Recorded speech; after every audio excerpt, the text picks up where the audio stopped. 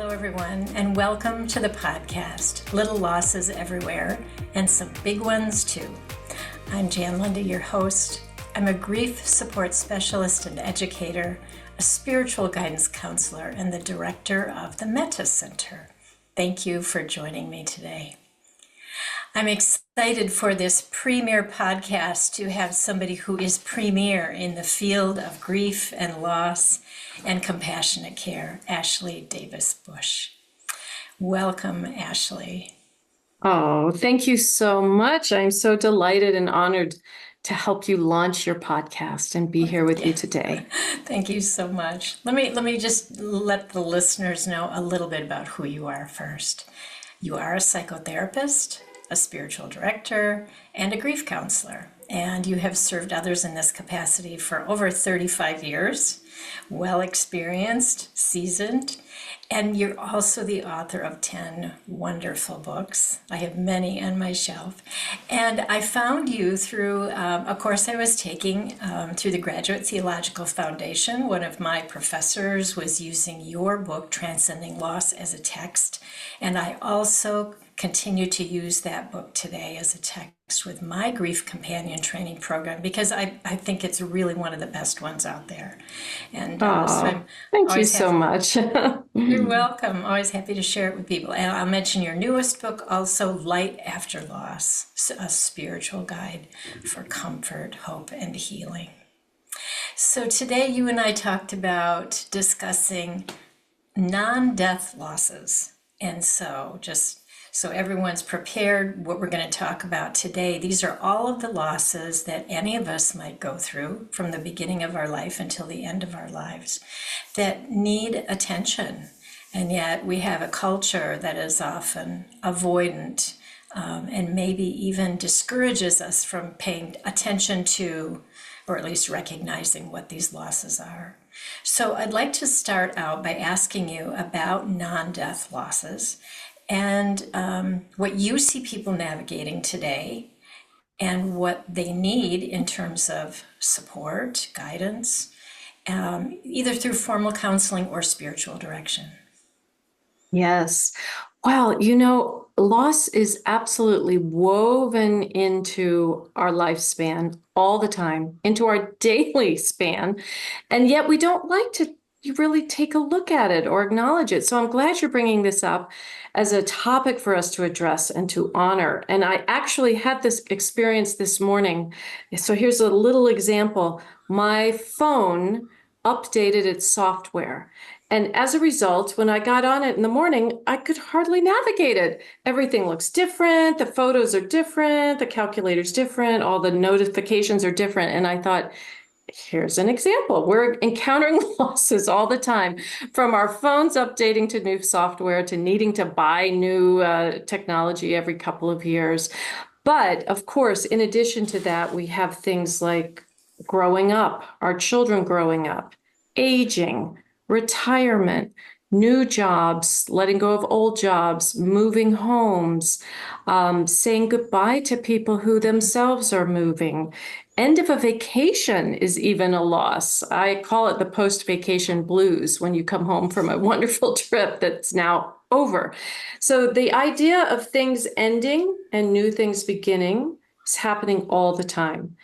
And that is true even for so-called happy changes like getting married or getting remarried, or having the birth of a child or the birth of a grandchild, that even as we welcome these, allegedly wonderful blessings, which of course they are that as well, but each one of those has a loss embedded in it, whether you're going from living your life as a single person to now living as a married person, or living as a divorced person, living as a remarried person, living as a person with no children, now suddenly having children, having been free from grandchildren, now having grandchildren, whatever it is, there's a change from one state of being to another state of being. And that's happening all the time, every single day of our lives. Yeah, absolutely. Thank you for uplifting that. And the positive ones too. It's just change in general. We're constantly being invited to let go of things and adapt to new things. What about the losses that that come with real challenges. Like, I don't know, that at the age I am now, I'm realizing that there's a sense of a loss of youth or certain kinds of energy or vitality. There's, facing head first into aging, and that many people tell me, and I've had it myself too, there can be grief involved in that. And all of Yes, the, quite a bit, actually. yeah. Whether it's watching the decline of our faculties, things that used to be easy that now are a little more challenging, health concerns in general, I used to be able to climb this flight of stairs very easily. Now I'm winded. Yeah, these are constant and chronic. And there is a sense in that case of you having to look for where does the window open, because I like to believe that when a door closes, a window opens. The saying is God opens the window, whether you believe it's quote unquote God or not. But in general, every ending has some kind of beginning attached to it. And it may take a while to find it. And some are really even trickier to find, especially if it's something that's so much of an end that you're not sure where the new window is. Like, well, certainly in the death of a loved one, but as you're describing aging, and I'm thinking of, the body is declining. There's no way around that, whether it's your eyesight has diminished and now we both are wearing glasses, or, your faculties have diminished. You can't run a mile anymore or a marathon anymore. Those diminishments are actually real. So where is the window there? Is it just a steep decline into death? I would suggest that no, there are still windows there, whether you start to embrace your sort of crone wisdom energy, the idea of being a modern elder, of having a different perspective on life, of really relishing the gifts that come in the third act, that every ending somewhere has a beginning embedded into it, even the ones where it's hard to see. Absolutely, absolutely. As you're seeing people today, and they might share with you a non-death loss, do you see some particular ones coming forth? I mean, I mentioned aging, but I wonder if there are others that you're really noticing that people are recognizing today. If loss of a friendship or loss of a job or a business or a dream. I'm just curious what people might have an awareness of that they would bring to companioning or counseling. Yes. Well, we are recording this at a time in human history where there's just been a very big election in the United States. And probably by the time this is airing, there could be a transfer of power. And it just so happens that most of the clients I work with are located in the northeast part of the United States. And so they were in what was known as the blue bubble, that in an election that was highly contentious and very divided, and yet most of the country was red, almost 100% of my clients are in the blue bubble, so to speak. So there was a lot of grief around this last election and feeling that their side lost and the side they didn't like won. And there's been in that not only the sense of we lost, but a sense of we lost hope, we lost a feeling of democracy, whether that's true or not. And of course, I'm sure many people who listen to your podcast may, in fact, have been on the other side of that equation. So whichever side you're on, at some point, your candidate, so to speak, is not going to win. So this is a universal kind of phenomenon, a loss of a dream, a loss of a hope, a loss of the candidate, a loss of the momentum that perhaps you were involved with, whether you worked on the campaign or you did canvassing door to door, all of that. So I had a lot of clients who were very involved and felt absolute, utter bereft depression after this last election. So that has, in a timely way, that's been coming up the most lately. And it's a very real phenomenon, to have a dream dashed, to have hope dashed. And that happens in lots of ways. It doesn't have to be an election that went your way or didn't go your way. It's also the state of the world, whether you're watching wars breaking out in Israel and, of course, the Ukraine. We've been watching that for quite a few years now. And another big one that I hear a lot about is climate change, and a sense that the Earth itself is losing a battle with trying to sustain itself and human life. What's going to happen? A big fear of the unknown, because often before when something ends, there's usually a liminal space, an in between the no longer and not yet. And the open window is what's going to happen. But if you can't see what it's going to be, then you're in a space of uncertainty and not knowing. And that's a painful, often very painful place to be. Yeah, So those are the kinds of things I'm hearing. absolutely. Yeah, thank you for giving voice to that. I just had someone contact me the other day who actually she's interested in taking the grief companion training that I offer. And I always ask people first as they come into this type of calling or new profession, what their losses are. What will they bring to the conversation, to the study, to the deeper process? And she was a woman who was in her late 40s, early 50s, I believe, and she said, truly, I've never really lost a person yet in my life. My pet, I lost my pet, and that was it has been a devastating loss because of the connection that I've had with my pet. But she said, truly, for me right now, it's loss of dreams. And I was really moved by that because so many of us have ideas about what our life is going to be like, what it's going to show up like, how our health might maintain itself all the way through to our golden later years. And that is so often not the case for people. So the loss around health as well, I hear a lot about.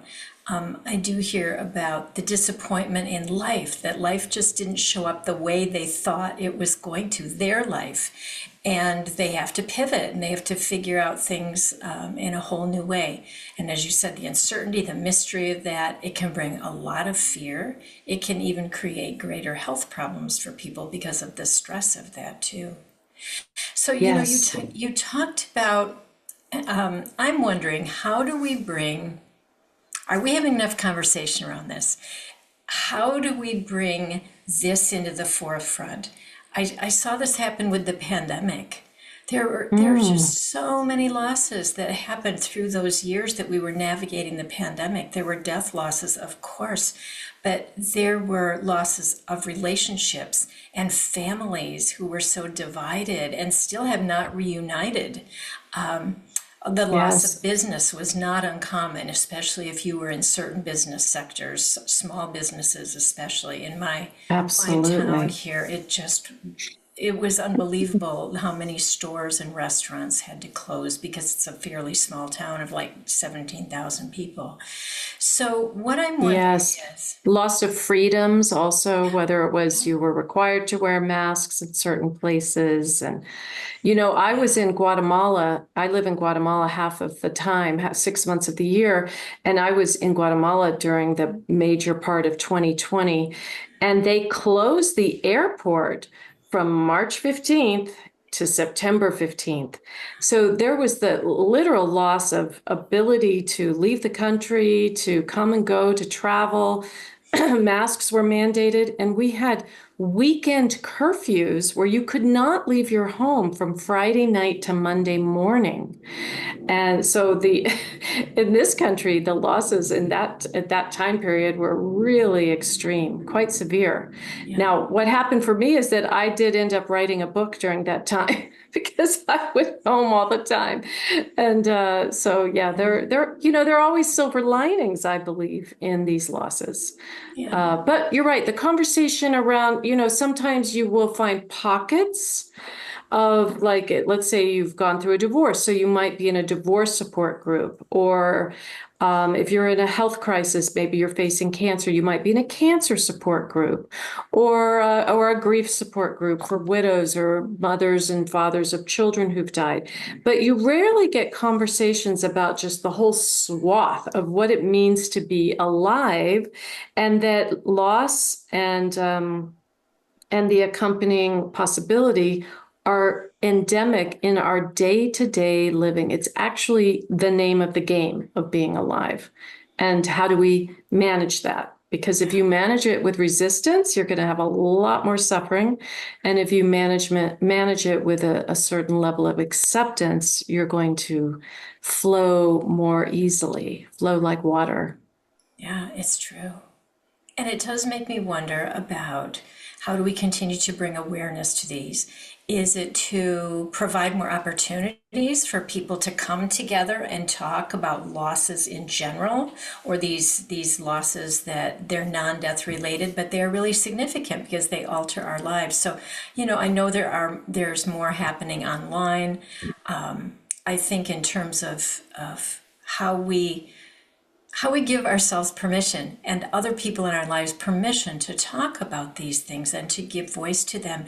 Because one of the things, it's just my sense, and I might be wrong on this, but it feels to me like we got through the pandemic and nobody wants to look back. Nobody wants to recognize those losses. It's like, no, we're moving on. We are moving on, and I'm not going to pay attention to that or even think about that anymore because it was so awful.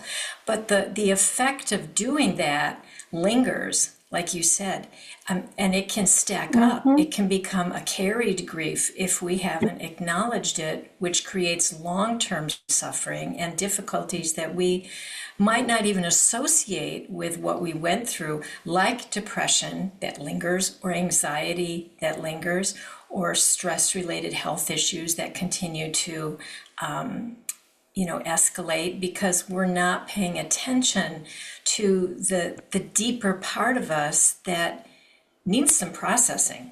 I mean, it needs time, attention, and care. It does. And I think the fact that you've started this podcast is certainly a step in that direction.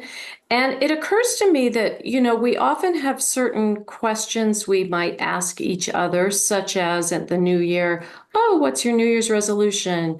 Or maybe at the end of the summer, how was your summer? How was your winter? A question to ask someone that would really be interesting and perhaps disarming would be, what losses did you have last year, and how did you manage them? That would be an interesting, conversation starter. I don't know if people would go for it at a cocktail party, for example. But the other option, of course, is always to build in small groups of friends, whether it's women's circles, men's circles, where you invite those kinds of questions, where you just bring it on, even at a book club, or the ways that people find, pickleball groups and whatever, we find our way to have communities in churches and other places, asking each other, what losses did you have in the last year, and how have you been changed by it? And what did you learn from it? Invite these conversations. I'm sure some very interesting discussions would ensue. I really love that idea. And I love that question. And in the right setting, with the right preparation, it's perfect. Like, I can see it easily at a book group, at some type of discussion group in a senior community, or a women's group, or a church group, and a civic group. I would love to have people open up about those deeper conversations and how meaningful it could be, because we all learn so much from one another. I've learned so much from my students' journeys and from the people who come for spiritual guidance. I learn as much about them. Well, I will say I learn more about myself sometimes by listening to them, because they help me pay attention to what's inside of me. And so they may not even realize this is happening, but when they think deeply, I think deeply. When they feel deeply, I feel deeply. So we're kind of healing each other as we have these conversations. That's right, because we're all on this journey together, and we're all just walking each other home, as Ram Dass said. One of my favorite quotes. It is truly one of my favorite quotes. When you and I started to sort of plan our conversation today, you said to me that there's, for non-death losses, the healing arc is the same. And you named the process of surrender, contraction, and expansion. And I just wonder if you can explain that to us more deeply so that we might have a better understanding of it? Yeah. Oh, I'd be happy to. Well, yes. So I did say to you, and I've written about it, and like this particular kind of arc, that there's surrender, contraction, and expansion. But what I would also add is even before surrender, there's often resistance. And as I alluded to before, resistance equals suffering because it's basically being at odds with what is. So, with regards to resistance, I usually recommend a lot of self-compassion and tenderness towards the resistance itself, so that you're not resisting the resistance, but you're actually just welcoming the resistance so you can relax the sharp edges, so to speak. So then you move into a place of surrender. Another way to call that is acceptance, of aligning yourself with what is. And when you do that, it's often the contraction is the grief. The contraction is the turning inward, the sorrow, the pain, the impact, that we don't want to go leapfrogging or spiritual bypassing that. Because often I think a tendency in certain spiritual circles is to say, well, let's get to the transcendence, let's get to the light, let's get to the silver lining, let's get to the good stuff. And really, you cannot jump over the sorrow, the actual pain, the letting yourself honor and feel the just heartbrokenness of the situation. That yes, grief is inevitable. I mean, loss is inevitable, and change is part of the nature of being alive. But we still have an opinion about that, a reaction to that, and it hurts, and it's hard, and it's sad. So we have to honor that, and that's what I call the contraction. And that, of course, has multi-layers and different ways of doing that, and healing it, and honoring it, and befriending it. And so that's as you know, you teach entire courses about it. So that is its own thing. But what starts to happen is that as you do that, as you feel in order to heal, a bridge starts to emerge, a bridge towards the future, towards the next experience. There are lots, I tend to mix my metaphors. So another metaphor is going from one room to another in the hallway. So the bridge or the hallway, the liminal space leads you to expansion. And expansion is where there's growth, where there's possibility, where there are new relationships, where there's, life blooming. It's not unlike a forest fire, for another kind of analogy, that you have a forest fire where things burn down to their essence even. And then there's some time and some liminal space. And then suddenly what happens? Green shoots come out of the ground, and life starts to grow again, starts to emerge. I mean, the whole process is really quite miraculous. And that this is happening on a macro level and a micro level all the time. And so really, whether it's the death of a spouse, or whether it's, retirement, or whether it's sorrow about a business going out of business during the pandemic, the same kind of healing arc from resistance to surrender, acceptance, to contraction, to the bridge, to expansion. That's what we want to see in the healing journey. Because sometimes people might get stuck in the contraction, and that's also part of the problem. And often what people fear is that if I let myself grieve, if I go into the valley of the shadow, what if I never come out? However, I've witnessed enough journeys over the years to know that if someone is sincere in their desire to grieve and to try to befriend life on life's terms, then they will find that bridge, and they will find the expansion piece, which of course looks different for different people. It might be buying a new computer. It might be falling in love with someone new. It might be starting a new business. So expansion has 1,000 different flavors, but the essence of it is that life is blooming and the soul is alive. I love that perspective, and I love how you explained it, especially using that image of the forest fire, that burns and chars everything, but yet new life always comes up. And you named something so important here, I think. I hear a lot of fear about going into the emotions of the loss, of embracing grief, that's frightening for people for exactly the reason you said. They're afraid they're going to go so deep they won't come out again. So I really appreciate how you pointed out the natural rhythm of, we also, at the same time that we feel those deep emotions and the grief and the loss, that we turn towards also that which is life-giving. And even in a moment by moment situation. And that's what keeps us moving through the process, is that we are looking at the grief directly, but we're also looking at life and how it's inviting us to what I might call holy newness, like small new beginnings, that just baby steps. And then we don't get lost in that grief, plus the fact that the majority of us are quite resilient. I mean, the studies by George Bonanno talk about that, about how resilient we really are, that we do have a capacity to bounce back. We do have a capacity to stay hopeful, to keep our eyes on the future. And so it is the dance of that, right? It's the rhythm of being in process with our loss and the feelings of grief, and then engaging in mourning, which is also taking those outside of ourselves into action, and then continuing to move into what life is calling forth in us. That's right. And I'm glad you used the word resilience. I love that word because we are wired for resilience. It actually is our true nature.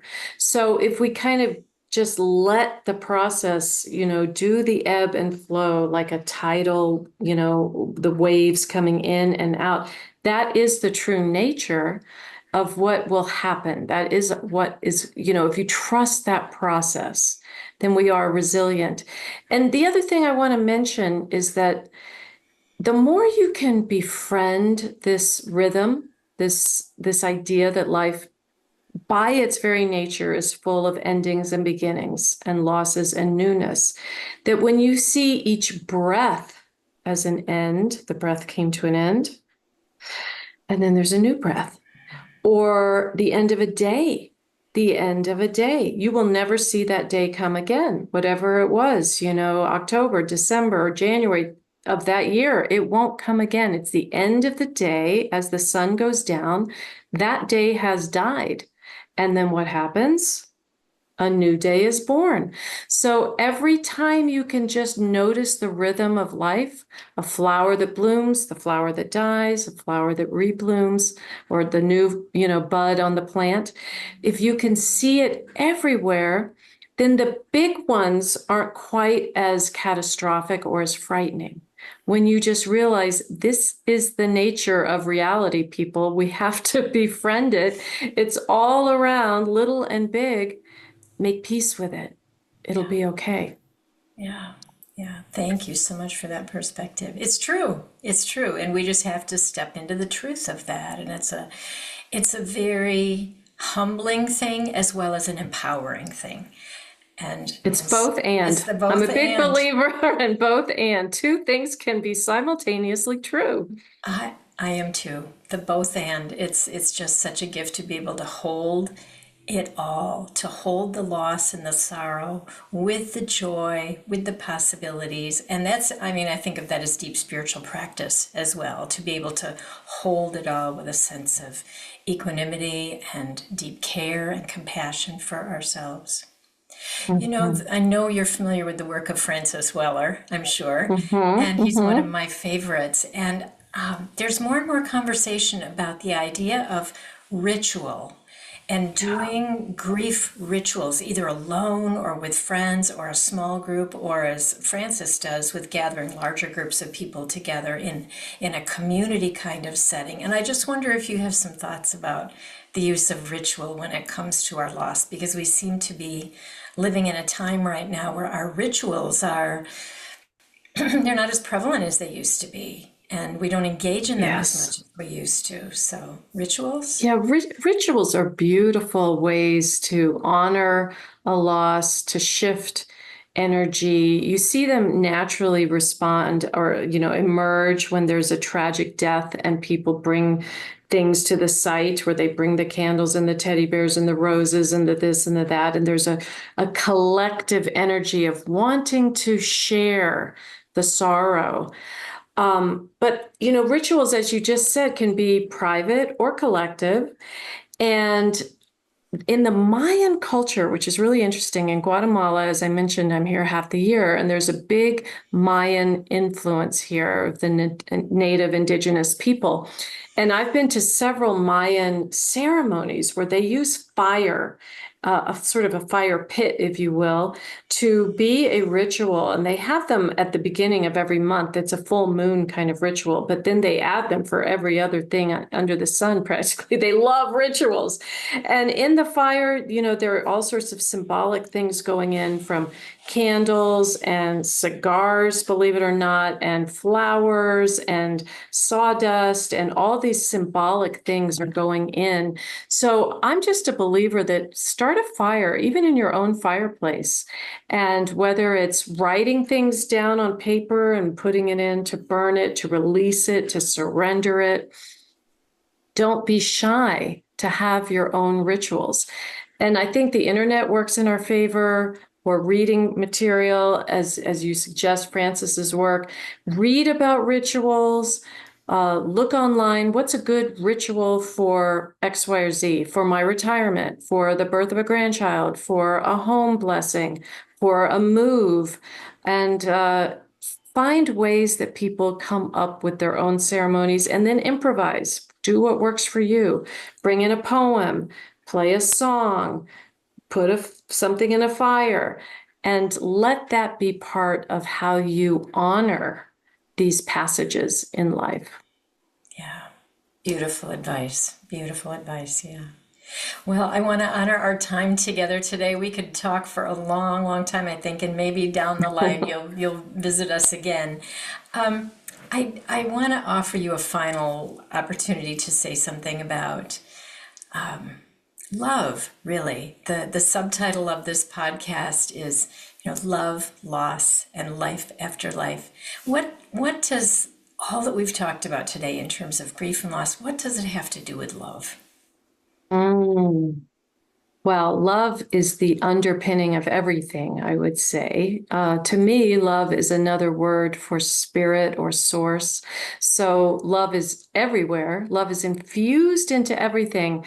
And love is the reason we grieve. Certainly humans and pets, when we lose them and grieve, we're only grieving because we loved them so much. And the good news about love is that death can't kill it. Love transcends loss. Love for the person, for the pet, for the event, whatever it was that you're grieving, love is still with you, embedded with you, whether it's the love of that person who's gone, the love of the pet who's gone, the love even of things that you might say, well, I can't love that anymore, like an ex-husband or something. You know what? Love is still even part of that, because love is the underpinning, as I say. So love is just the woven golden thread. It's everywhere, and it keeps us moving forward, because love is life affirming. Love is beautiful. Love is heart expanding. So the more you can dial into love, the easier it is to move through the arc towards expansion, because love by its nature is an expanded state of being. And when you lean towards love, you will always find healing. Perfect. Perfect way for us to end. What beautiful thoughts to rest in. Thank you so Mm. much. I want to Ah, remind my our, pleasure. yeah, Thank you. mine, absolutely. I want to remind all of our listeners about your website, which is wonderful because it has an abundant amount of information on there about grief and loss and healing and inner peace. I mean, you have offered us so much. That is ashleydavisbush.com. So I hope you'll take a peek and visit Ashley there. Thank you so Yes. much, Ashley. This has just been a wonderful opportunity for all of us to look more deeply at some sometimes something we resist, but you helped us weave a tapestry of understanding about it. So again, thank you very Well, much, and all the my best wishes. pleasure. And thank you for bringing this conversation to the forefront. You are. My pleasure. Bye for now.